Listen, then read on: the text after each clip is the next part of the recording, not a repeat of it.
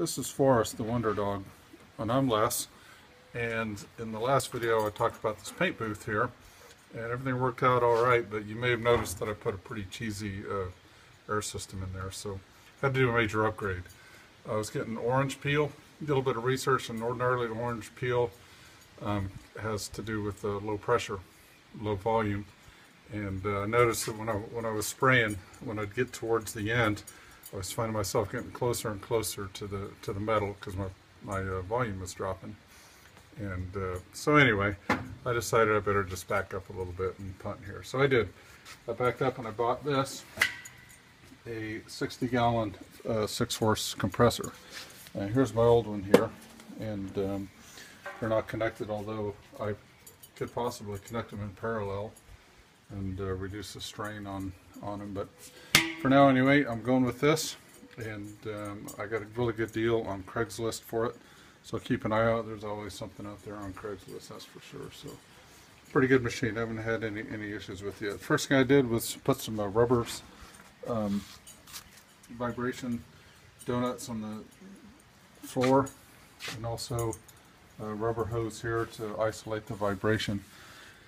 So what I did was I plumbed it first stop into a moisture separator and a pressure regulator, starting out with 1/2 inch, and then I built a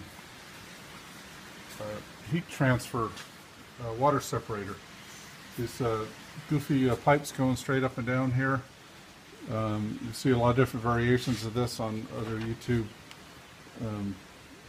videos that people have done, and I didn't have a whole lot of wall space. I had this tiny little spot, so I decided to go real close vertical like this. And two things: by increasing the distance exposure to the air, you're letting the heat radiate out, and two, by going vertical straight up, the moisture that condenses through gravity will fall to the bottom. So down on the bottom I have 3 individual drains, so periodically I'll open up those valves and drain the water out. So it works pretty good, and the temperature's fine at the other end. Then at the end of it, I come out here and come to this filter here, moisture separator and a filter. Got this at Harbor Freight. I think it was about 25 bucks.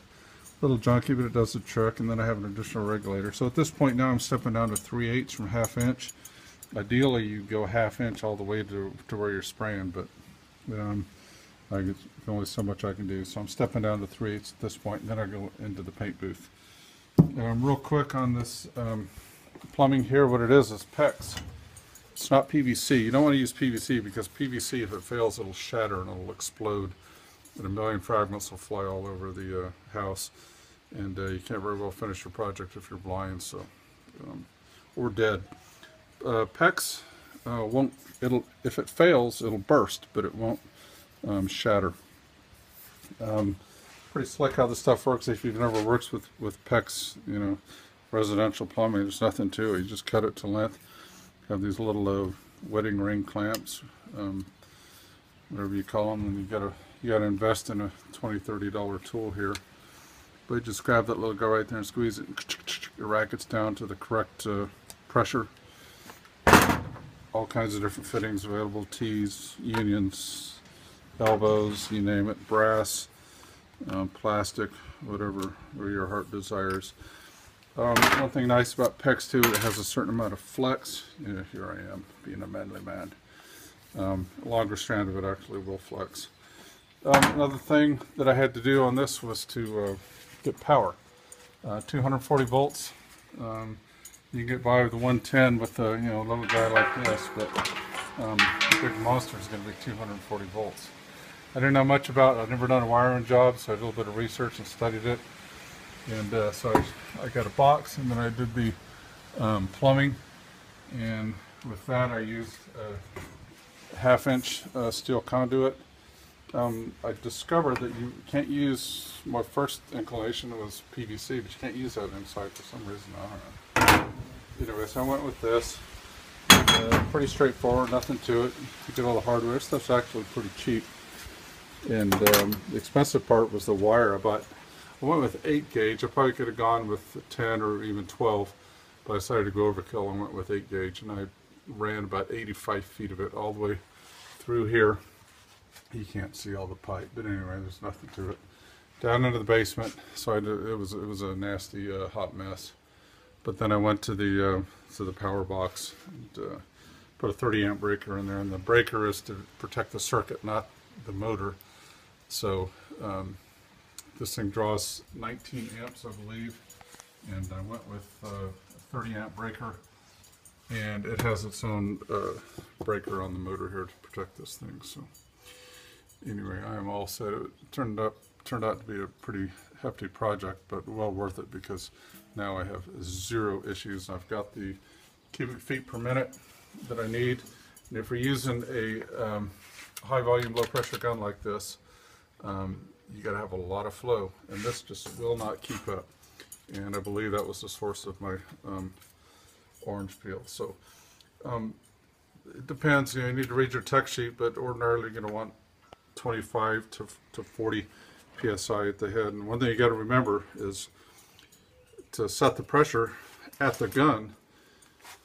You do it with the trigger pulled. So before you put your paint in, get all set up prior to mixing.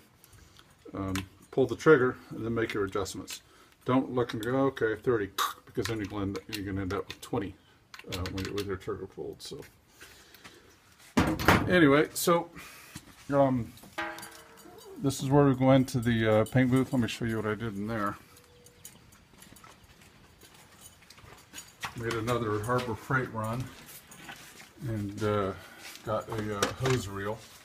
They have a cheap one for about 30 bucks, but it looked like a real piece of shit, so I ended up going with this one. I think it was 48 bucks if I remember right. 3/8 hose. I'm sure you could get one for 1/2 inch if you wanted to use 1/2 inch. But so the hose comes in there, and I have one more filter separator. This is small cobalt stuff, and anyway, nothing to it, so I'm really happy with it. So won't be dragging the hose all over the place. You end up having a hot mess when you're trying to step over the hose, and with this I still have a mess, but I won't have all the excess hose running around to trip over and everything. So anyway, this definitely put a nice finishing touch on the booth here, and so as a result of not doing it right the first time, I've had to sand all my work to get rid of the orange peel. And I haven't started spraying with my new system yet, but I'm getting ready to, and I've done a couple of dry runs and everything, and I'm very, very happy with it. It can keep up with me. Not that I'm very fast, but you don't need to be very fast to exhaust the volume flow from a HVLP gun. All right, so there you go.